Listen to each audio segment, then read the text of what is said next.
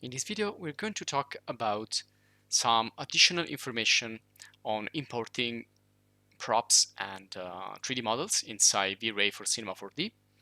In the previous video, we talked about importing assets from Cosmo browsers and also using the Cinema 4D rendering tools. You can also render the view here using the button on the top right. You can render directly into your Cinema 4D view. And again, we talked about in the previous video importing models like people and furniture, lamps, and we can use them. And also together with that, we saw that we imported materials and we started to know a little bit more about V-Ray Cinema 4D, essentially. So we are starting from the basic things, really simple things, and then later we will move on to more complex things about materials. You can see here at the bottom the materials and the lighting, and also this problem here with the noise in the scene that we will solve later on, where we will talk about the higher quality of the render settings. Okay, so in this video we will continue to talk about import, but also we will talk about exporting. So it's about importing and exporting V-Ray Cinema 4D. And the first thing here we can do is go to the asset browser of Cinema 4D, and let's continue to bring in some other objects. Let's continue to import. And I'm going to search for people. And you can see here we have models from render people, and I can select one to download. I can continue to click on the little cloud icon there to continue to download assets. And there we go. Once it's finished, it's going to be placed inside. You can also click and drag and drop the model, and once it's downloaded, you will find it again in the origin of the scene, which will be x, epsilon, and z 0. So 0, 0, 0. And again, I can use the standard transform tools of Cinema 4D to adjust the rotation and the position.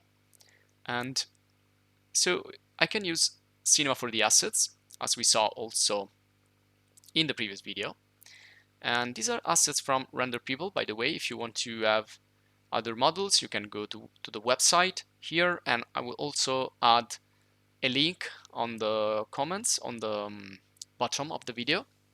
So you can see here we can download rigged models or animated models from this website, and some of them are free to download and to use. So you click there and you select, in this case, you can see you have many applications, but in our case we're gonna use Cinema 4D, but you also have for 3ds Max, Maya, Unreal Engine, Unity, so many different options here that you can pick from. So we have our Cinema 4D model, and you can download this in the well, you can create a folder as I did, and you can save the model.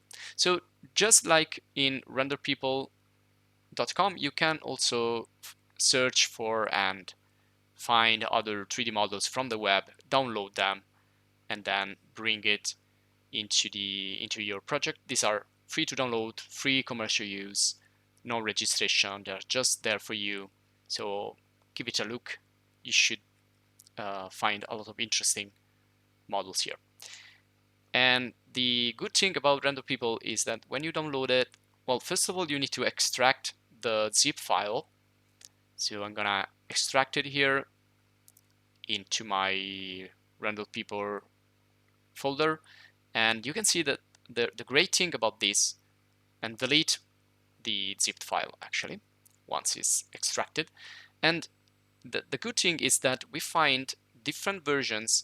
You can see here that you can use for, well, you find the simple 3D model, but also the Cinema 4D scenes for Corona or renderer, or for V-Ray renderer, or simple Cinema 4D. So you can pick the one that you need.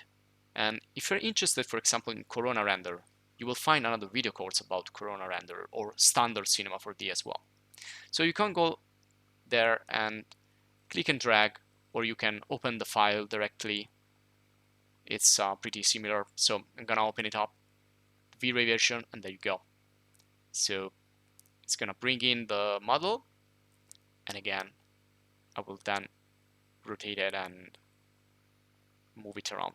Now, sometimes you're gonna miss the textures because in Cinema 4D you need to keep the textures inside the folder of your project. So let's do a quick region render there, and you can see that the textures are missing.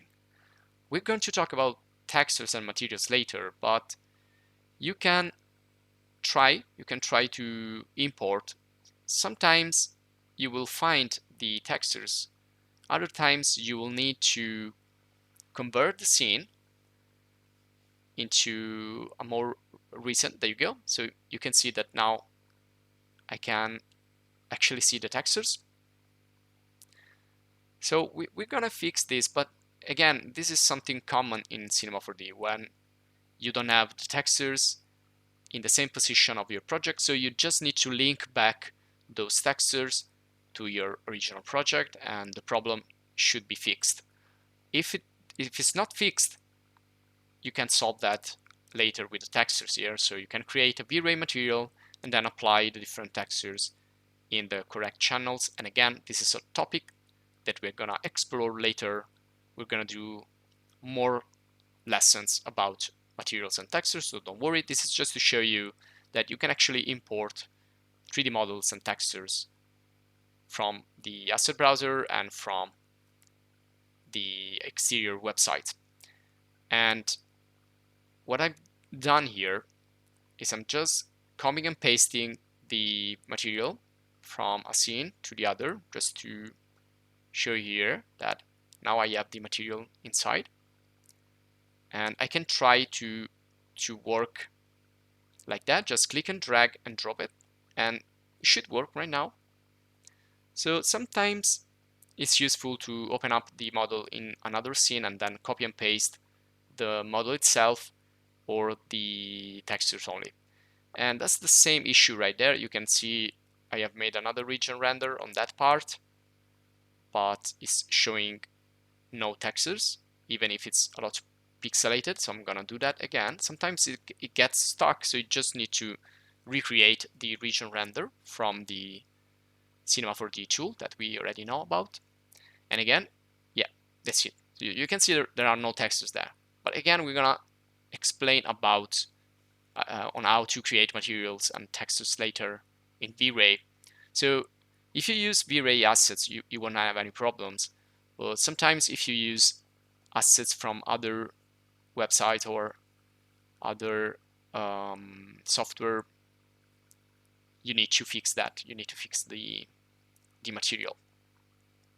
So that's just, again, something that we're gonna talk later. You can try to convert materials using the convert V-Ray 3 scene option or tool. So you can start the conversion, try that, and look if it fixes the issues with the materials or with other. Could also work with previous V-Ray versions. Okay, so I'm gonna re-render here and see if the issue is solved. Well, it's not solved, so that's gonna be something that we cannot do automatically with the converter, but we need to work out a little bit more later. So manually, not automatically. And usually, if you use FBX also as a 3D model format, you shouldn't have that problem, but mainly yes. Now, these are the assets that we have brought from Cosmos browser, and they also look without textures, but this is just because we are using a proxy. If I select it and change to full geometry, the asset, you can see there the textures as well. So if you want to keep it not heavy, you can use the proxy. Otherwise, you can switch to full geometry. You're gonna see the full polygons and also the high quality textures of that particular assets. So this is just to explain to you roughly how objects that are not coming from Cosmos browsers are gonna behave. And again, don't worry about that. we're gonna see how to fix that later on.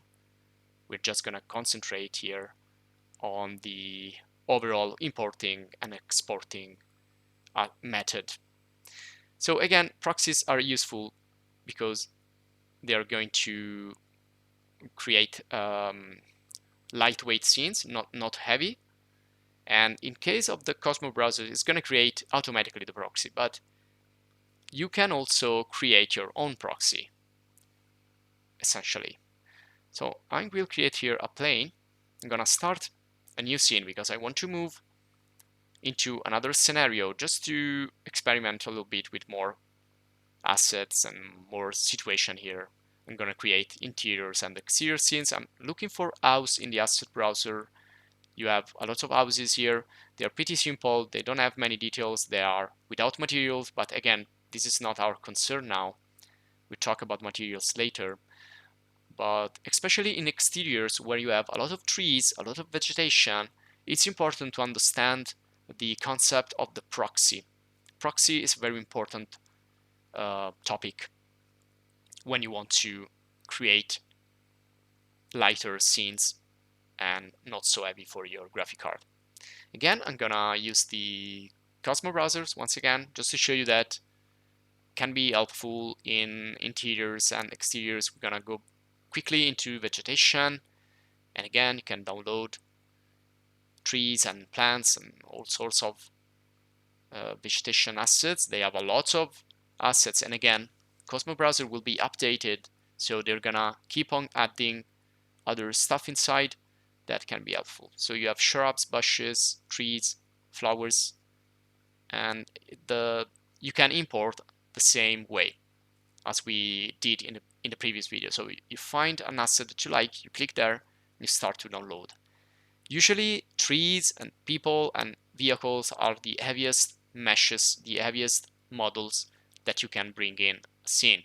So especially when you use trees and vegetation for exteriors, you're gonna definitely think about proxies. And I'm just gonna show you here that when you use Cosmos browser again, it's gonna do that for you. So you can see here I've downloaded this asset. I'm gonna click on the green button to import it, and there we go. You can see that the tree there, well, actually it's pretty big, so maybe I can scale it a little bit down, and okay, you can see that it's looking kind of I don't know, chewing gum or a blob.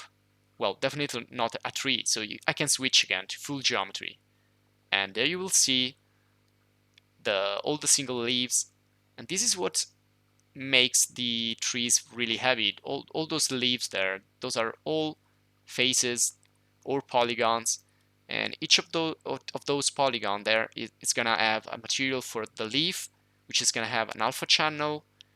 And well, again, I'm gonna explain all these topics here later in the materials, otherwise it will be too difficult for you. I'm gonna take this step by step as usual, so just don't worry about anything else. Just bring in the proxies.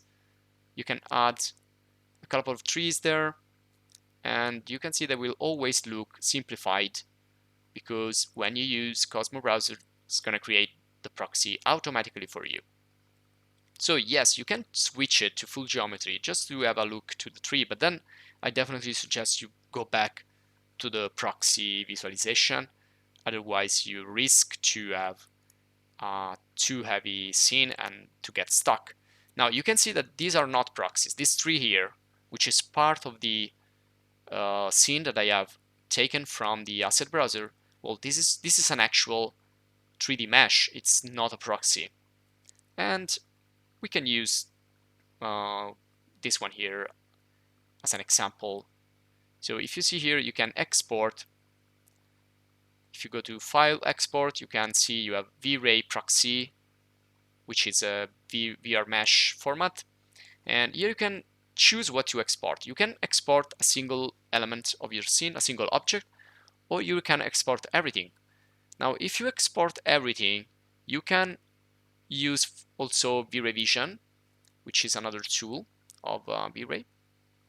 Or in this case, I just want to export a single object. But be careful because we cannot export here the entire group. I think we need to select here some additional option, so that you need to also have children, otherwise it's gonna export only the empty null object, but we don't want that.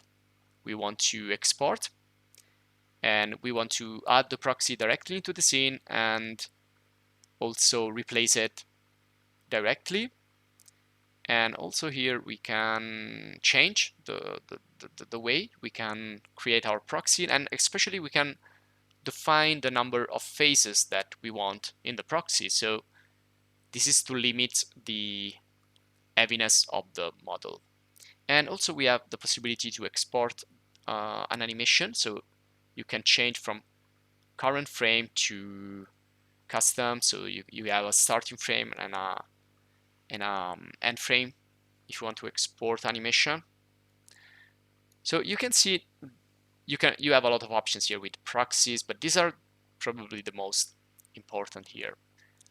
So what we are doing is we are exporting the proxy. So I'm gonna choose a folder and call it proxy, and there I'm gonna save this as a, well, you can call it whatever you want. Let's say tree proxy. It's okay.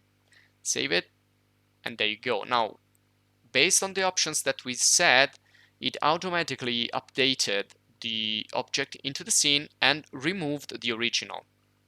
So what we have here is the proxy. You can tell by the icon that's representing the proxy object, the Vray proxy object. So that's a proxy right there. And the origin, unfortunately, it's a little bit far from the object. This is because we didn't create the proxy when the object was actually in the origin of the axis. So always think that Cinema 4D is going to take the 000 position for everything. So when you create a proxy, just make sure that you create it in the middle of the scene and not distant. Otherwise, well, you can fix that, of course. You create a null object or a group, and you can then place the proxy inside the group. And well, you have many ways you can do that, but these are explained in the Cinema 4D video course. So if you want, you can check that. So let's take now this other tree, and let's go to File, Export again, and VRmesh. And this time I want to change the options. Well, I'm gonna keep the including children, so that everything that's gonna be inside the group will be rendered, and I'm gonna uncheck Add to Proxy Scene and Remove. So with these options, you are just creating a proxy that's gonna stay external until you will bring it in. So nothing changes into the scene. We can see the same exact object that hasn't been replaced. You can see that it's looking exactly the same. So nothing changed into the scene. Okay, so what I need to do is to, well, I want to move this, and you can see it stays the same. Well, that's the pivot, by the way, if you want to change the position of the pivot or the origin. Okay, so where is my proxy? Well, in this case, I need to import it. So I'm gonna go to Vray Proxy there in the menu, the Vray menu, and I'm gonna add it. And this is gonna be like an empty group again, just like a null object in Cinema 4D. It's not gonna be looking like anything until I go here to Mesh File, click on the three dots, and search for the file inside my proxy folder, select it, and bring it in, and that's it. That's my nice proxy object that I can now use inside my scene. So we are looking at the same object, but the proxy that I have created, that I have first exported and then imported, it has less polygons. Well, it's gonna be lighter for my rendering. Now let's switch to Vray in the Vray settings, because this is a new scene. You always need to do that. And let's do a render. Well, actually, let's insert a V-Ray sun, and let's render. Now it's gonna look really intense, so I'm gonna decrease the intensity to 0.1 and relaunch the render. Now we are going to talk about the sun and the sky and the external lighting in the following video, so just gonna show you here for the sake of the to see what's the difference between the proxy and the, yeah, I'm gonna decrease also a little bit more the intensity. Well, find the correct balance here for the intensity, and as you see, I'm doing an interactive rendering, so as soon as I change something, it's gonna update. And again, you can see there is no difference between the two. The only difference is the material. Now be sure to assign V-Ray material to the objects, but I'm gonna see that later. And you can see also here I can change these 2 points to bounding box. This is the proxy that I have created. I can change it, and now it's looking like a simple box in the viewport, but when I render, it's gonna look like a tree. And it's actually looking better than the original tree because we have a default V-Ray material assigned here. So we don't need to assign the material yet. But anything else will look strange until you create a V-Ray material and assign it. So I want to show you now a little bit about V-Ray Vision, which is not available at the moment, I guess, in Cinema 4D, but it's you can use that in other V-Ray, like V-Ray for SketchUp or V-Ray for Rhino. And by the way, you can find other video courses about V-Ray in the channel, including V-Ray for Rhino and SketchUp. And there you have this V-Ray Vision tool that is going to let you explore interactively and in real time your scene. And you can export all your scene as a VRmesh or as a VR scene, and you can play it with the V-Ray Vision. Now I'm going to get rid of the trees here, and I'm going to show you one last tip, and this is coming from Cinema 4D, so it's not a V-Ray tool actually, but it's a Cinema 4D tool which can be really handy in exteriors. And go here to MoGraph and open up a cloner. This object here can help you to populate your project with trees in this case. So I'm gonna drag and drop the trees inside the cloner, switch to object, select the plane that I have created there as a ground, and that's gonna be the surface where my object will be scattered. I will deactivate Unline Clone, and also I can change here. There you go. So you just need to wait a little bit, and all those trees will be scattered in your plane. And you can change here the seed and the count. Just look at this panel here. Remember to deactivate Align Clone. And again, you can place like 1000 trees without suffering any heaviness on your graphic card, thanks to the proxies. Well, you will always need to render this later, so be careful, because anything you place here, then you will have to render.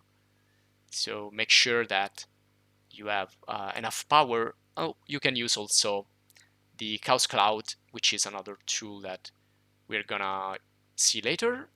And you can see here I've added a sun and sky system. Don't worry about it. We're gonna see that in the following video.